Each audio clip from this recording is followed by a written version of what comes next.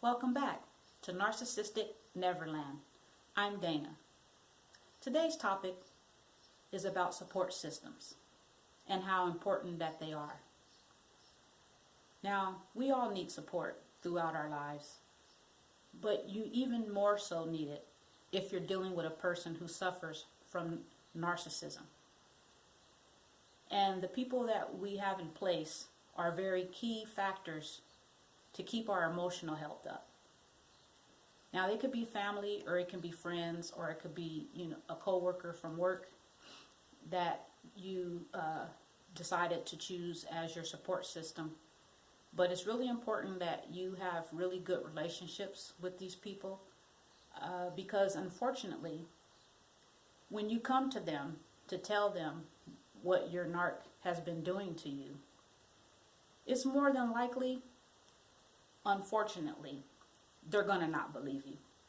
Because you have to remember, especially if you're dealing with a covert narcissist, you went to them and told them how wonderful this man or this woman was to you, and how fantastic and great and what a wonderful connection that you have, and you feel like maybe you finally found your soulmate or your twin flame. So they're going to wonder why all of a sudden you're coming with, okay, well, they're saying this and they're saying that and they're doing this to me. And you're probably going to be met with comments something similar to this. Well, why do you want to mess up such a good thing? He or she seems like such a good mate. It's really hard for me to believe that. Well, maybe you should just give them another chance. Have you told him or her what, how you feel about it? Maybe if you just talk to them.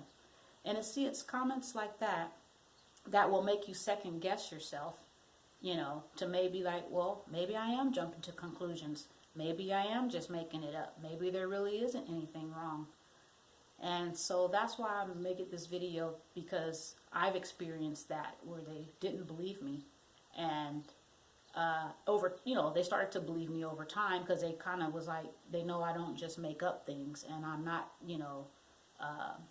one to embellish stories or whatnot. So they started to, and as I started making a journal, so it's important. I wanted to give a couple of keys to, help someone else to be able to explain to family and friends that this person that you did think was wonderful at one time, that behind closed doors they become something or someone else. Because of course they got to keep up their facade. So every time when you would ever go to, a family function or a friendly social, they always were all on their best behavior. Again, if you're dealing with a covert narcissist, they're very slow and insidious in their emotional abuse. So someone from the outside wouldn't know what's going on. But also, too, I noticed that there's two red flags that I have noticed that has helped me. Now, actually there's three, but two outside of yourself. The first one is that one when you get that feeling, that something's not right, or, it's like this kind of churning sort of in your stomach, kind of like the fight or flight kind of feeling at certain moments or times when you're around, your narc. But there's two outside signs that I've noticed that always seems to work and has kept me safe. So first sign is, if you know someone out of your family or friends that has a child that is under the age of 5, I say 5 and under, maybe 6, 6 maybe at the most. If you take this person that you're planning to date to a person's house that have a child that's under the age of 5, and pay attention to the child's expression. If the child comes into the room, or whatever way it would be set up, that this child come in contact with this person that you're, planning to date or dating early on, and they give this stoic look like this, then it's possible that that person suffers from narcissism. The other sign that I've noticed that has kept me safe, when I take this person around, where it's like a group interaction, and I have two family members or two friends, or either a friend and a family member, and they say these things. I don't know, something about him or something about her, or something's off, or they seem kind of weird. I don't know, I can't put my finger on it. Those are two major signs that you possibly are dealing with a covert narcissist. Another thing, also too, in part of your support system, if at all possible, it's best to have at least 2 to 3 people that you can talk to, because once you know, if you're watching this video, you're starting to, realize that you have a narcissist on your hands. So if you're going to want to be able to talk, you're going to want to be able to vent to somebody, and unless they've been in it, or let me say this, unless they've realized that they've been emotionally abused or physically abused by a narcissist, they really won't have a clue of what you're talking about.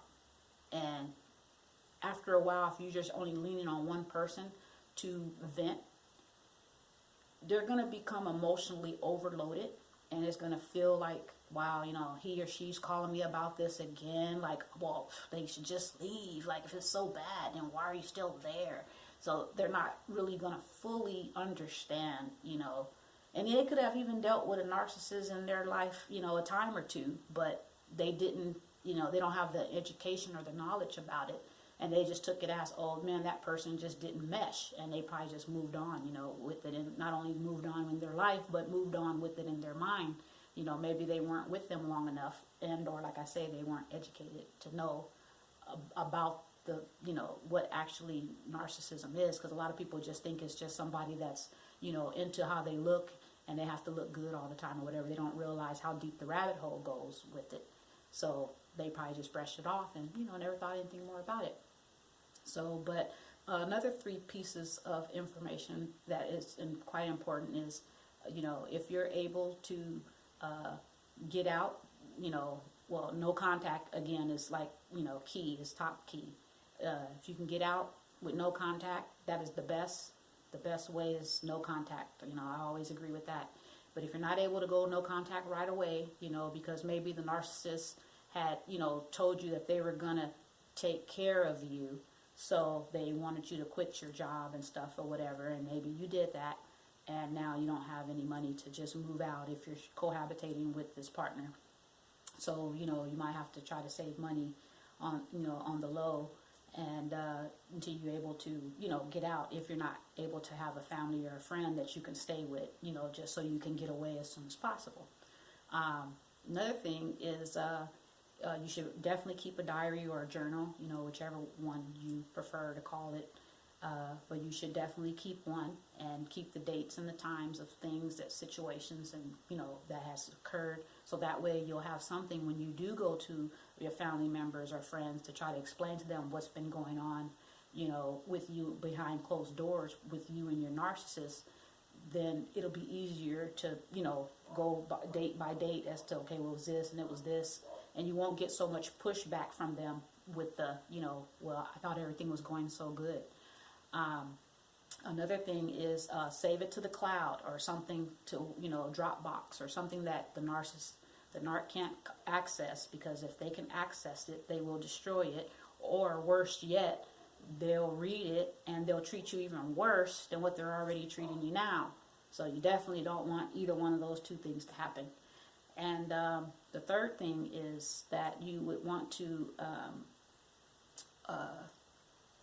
if you can, purchase video cameras, and strategically put 1 or 2 of them throughout the house, depending on, where you mostly be, or where most of the attacks, when they decide to emotionally attack you or physically attack you, happen. That way, if you have children, or if it's something that goes to court and you need a restraining order or something against this person, or you're fighting for custody of your child or children, then you'll have something to back you up, and it won't just be you trying to recall things, because it's going to be so many things, you're not going to be able to recall them all, and it's going to sound like you're just nitpicking at stuff, and because they do it it's such a slow thing that they do, you know, to slowly erode away at your mental health.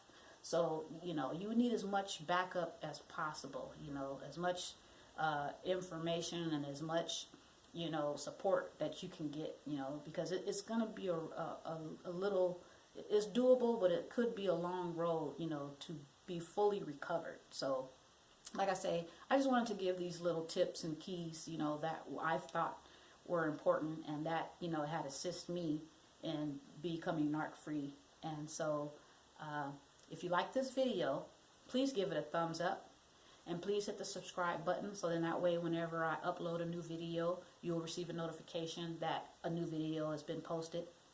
And again, I want to thank you for tuning in to Narcissistic Neverland and have a great day.